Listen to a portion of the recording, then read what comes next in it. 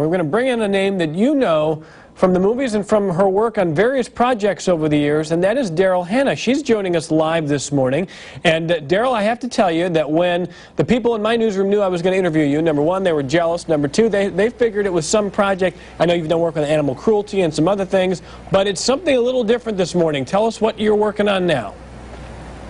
Well, I am here sitting in a Cork oak grove forest at UC Davis because it's the first day of the Cork harvest, and I had the good fortune to go to Portugal and visit a Cork forest and also visit the processing plant and learn more about this amazing solution-based material, and I'm just really excited to share information about it because it's so cool. It has so many different amazing possibilities, and Cork is under threat a little bit because a lot of wineries, and strangely a lot of organic and natural wineries, are using screw tops that are made out of aluminum and plastic, which just become trash and are very energy intensive to make, and so it's kind of strange that people aren't using cork, which has been used for thousands of years and is an infinitely regenerative, renewable resource. Yeah, so it's a green issue for you, and by the way, I hope they've got space heaters out there for you. I feel bad for you,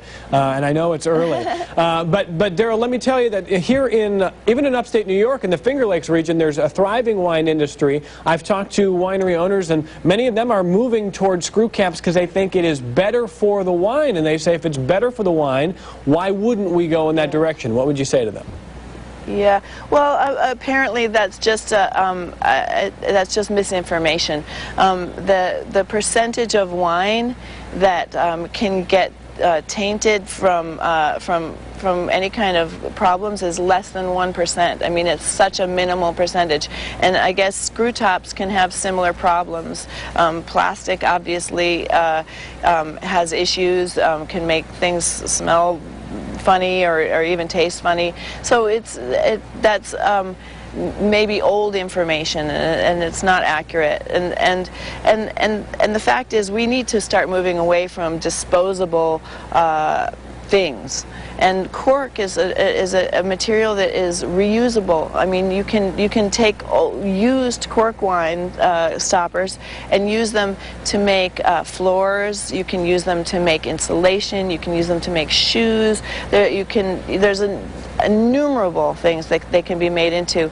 And where we've got our oceans and our landfills filled with plastic that lasts forever and ever, and of course aluminum has a lot of problems even in the processing of it. It's just damaging to the environment. So cork is such a beautiful, incredible material, and those problems that have been associated with wine in the past are just things, the way they process cork these days just doesn't have those problems anymore. Well, we're going to put a link on our website. I know you're working with this organization that has 100%cork.org, because a lot of people might be wondering, Daryl, what does the industry want them to do? What can the average person even do about this?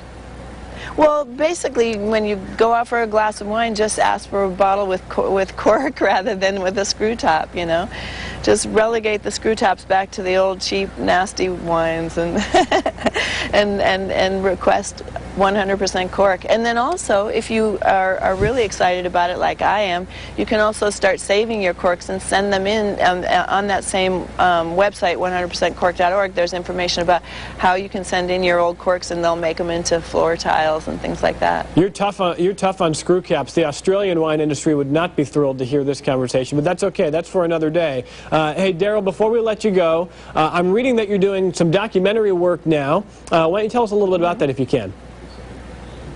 Well, I'm finishing a documentary that I started shooting on human trafficking, and I've got a couple other projects in the works which I can't really tell you about because you may copy them. No, we'll see. Well, I asked my producer, my executive producer is a film critic, and I said, "Does Splash hold up?" He said, "Absolutely, excellent film." When's the last time? Cool. When's the last time you kind of look at some of the earlier work you did? That I had what? When's the last time you've seen some of those earlier films? Oh, you know what? I don't really usually watch the films that I've been in. Because I experienced them, so I remember them that way. Well, we look forward to your future work as well, and interesting stuff this morning. Nice to talk to you. Thanks for joining us. Yeah, thank you. Thank you so much.